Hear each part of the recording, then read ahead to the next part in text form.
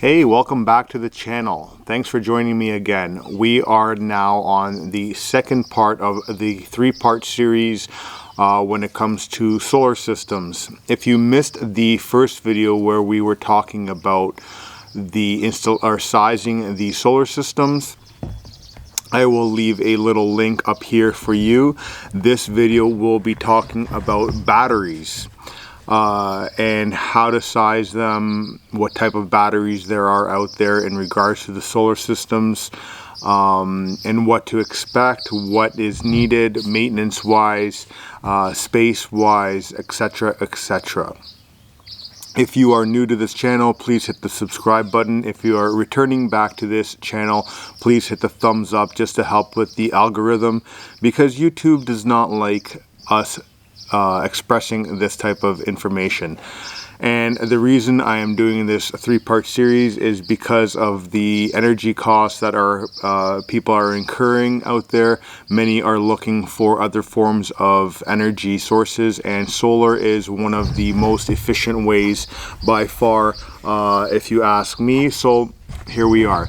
Let's get into this.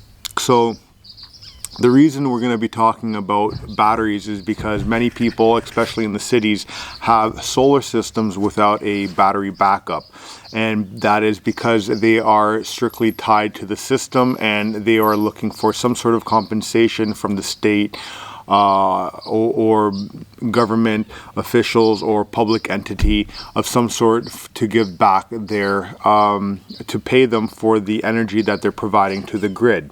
Now, if the grid goes down and you have zero storage capacity in your house or on your property, your solar system is going to be redundant regardless. So it's going to be frustrating to have a solar system and not being able to use it unless you know how to jimmy rig right off the bat, which I doubt many of you watching this video today would know how to do, because you wouldn't be watching this video if you knew so. So this week, like I said, we're going to be talking about batteries. The battery technologies have improved, the prices have decreased, the efficiencies have increased, but these systems weren't meant to cover 100% of your normal usage. But if you do have these systems, it can save you an abundance of time and money and space as well. Now, what are your energy goals is going to be your first question. The size of the energy system is going to depend on the storage goals, and the energy goals, if you go back to the first video, is going to be depending on what your essential items are. Your essential items, just to recoup what I said in the previous videos, is like your freezers, your fridges, your lighting, for the most part, unless you want to do candles, things of that nature.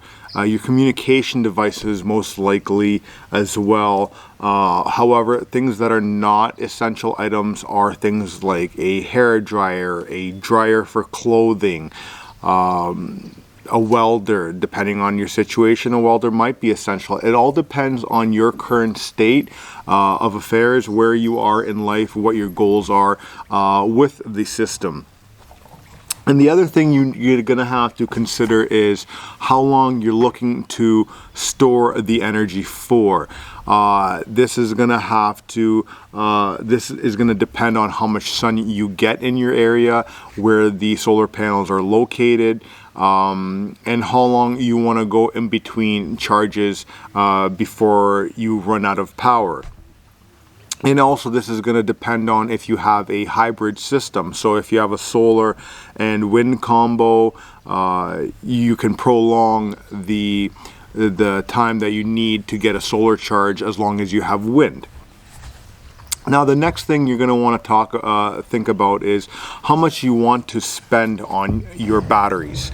Now, batteries is going to probably be your largest purchase in your solar system.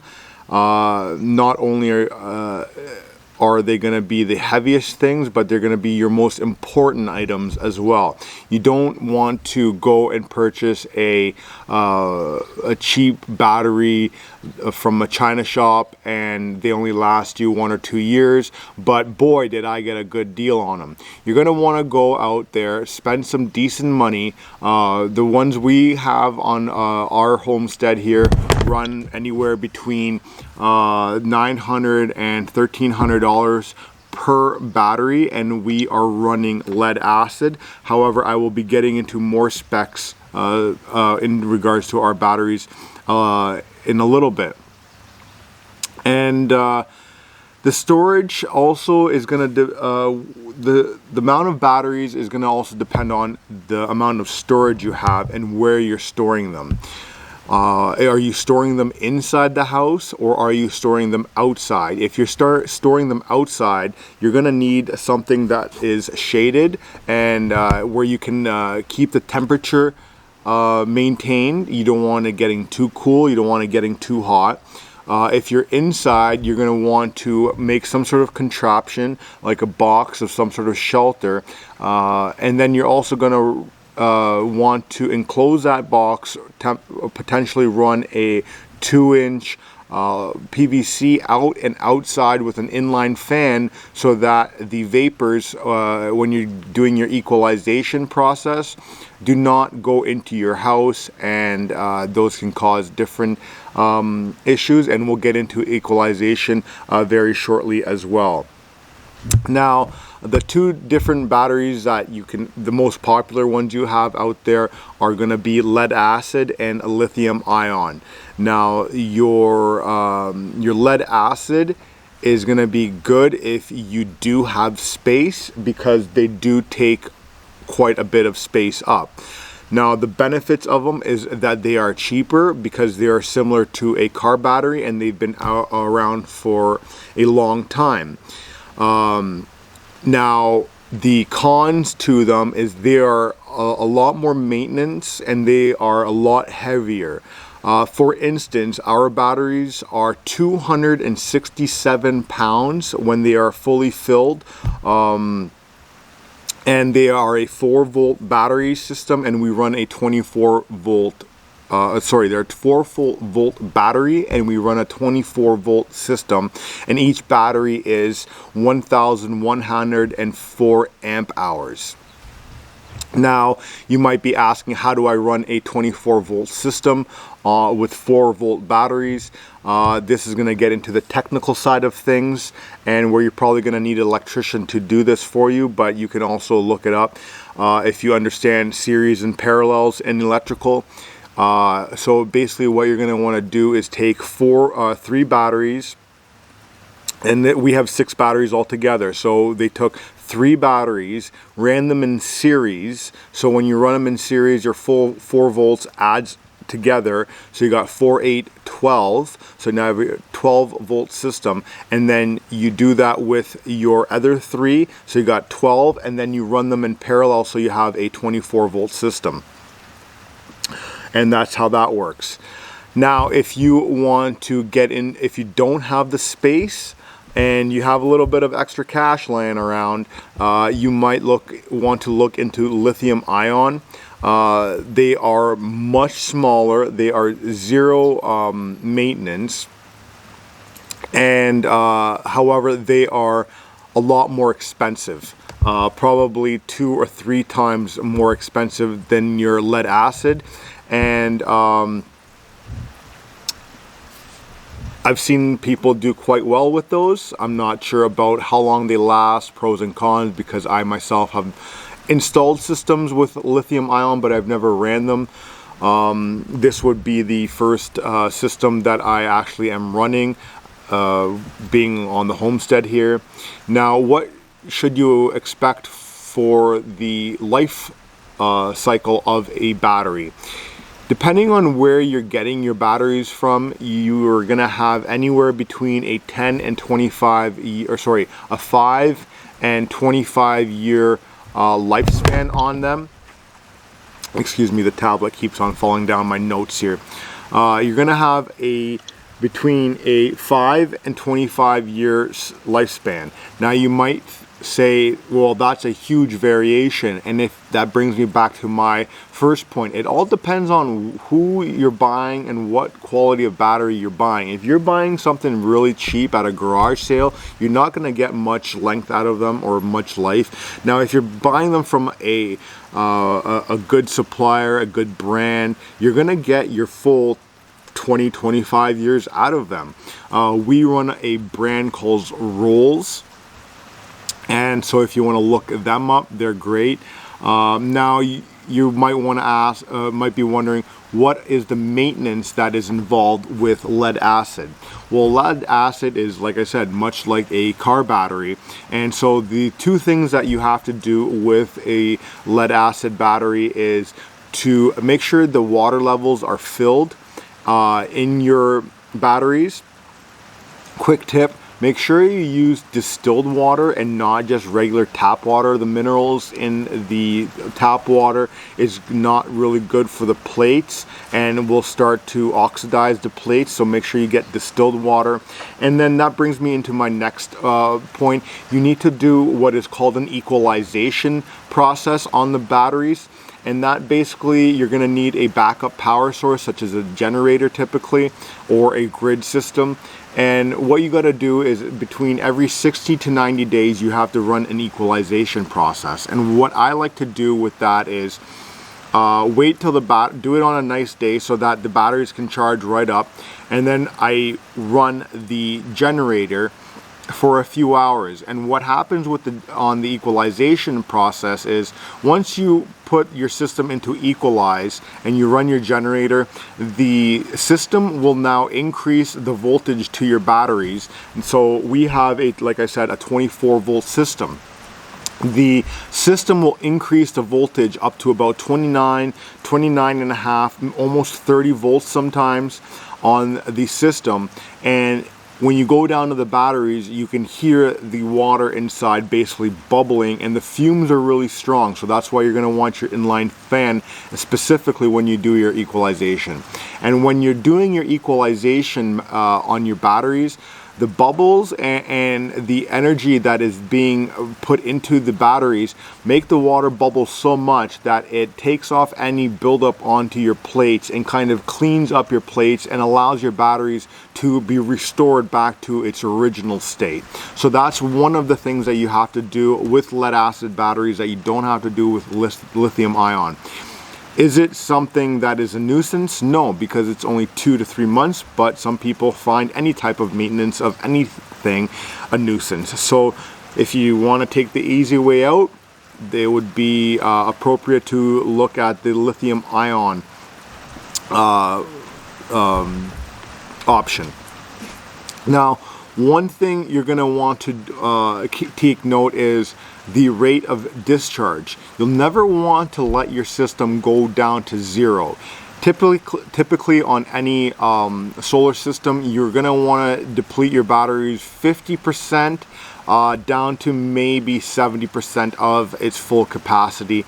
And so what we typically do is, once we see 24 volts on our system, that's 50% according to the system, and we will charge that back up if we don't have the sun to do so. However, in the summer, we are typically fully charged by 8-9 o'clock in the morning, and the batteries run fine throughout the night. We have not had to run our generator or any backup source for probably, I'd say, 3 to 4 weeks now. And so it's been nice. In the winter, you do need to run the generators a little bit more just to keep up with everything, depending on what you put on your system. So if you do have solar and you have short days where you live, you might want to consider a windmill, because in the winter you typically have a lot more windstorms. Now, how do you calculate the power of your batteries? That you're going to take your voltage of your batteries times your current, that'll give you your power. And if you want the capacity of your batteries that you're looking into, you're going to get your watt hours. you're gonna be looking at voltage times current, and then times the time, which is typically in hours. And if anyone's not sure how you get wattage, volts times amps gives you watts. So if you have something that's 1,000 watts and you want to know how many amps it takes, just divide it by the number by the volts that you're going to use. So if you're using 1,000 watts on a 120 volt system, that'll give you your watts. So I'll do a quick little calculation here. You take 1,000 watts and you divide that by 120. That item or that device is going to use 8.3 amps. At the same time, if you take that 1,000 watts and you divide it by 240 volts, you're going to be only using 4.16, so exactly half of what you would be using on a 120 volt system, and hence why commercial facilities run on 600 and above, because the current is a lot less on the system as well. Now moving forward, you might be asking, what do you run, Andre, for your system?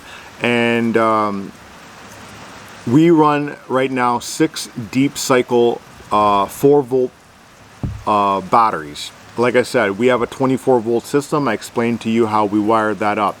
The solar panels themselves give us 1,600 watts on a perfect day. And that'll typically, in the summer, give us all the power that we need. That's running the wood splitter, that's charging all our computers, that's charging or running the coffee maker, that's also running the dehydrator, the meat grinder, sometimes music in the house, the security cameras, all that stuff. So, but in the winter, we do need to use the batteries quite a bit more, because we're down to approximately 6 to 8 hours on the shorter days of sunlight.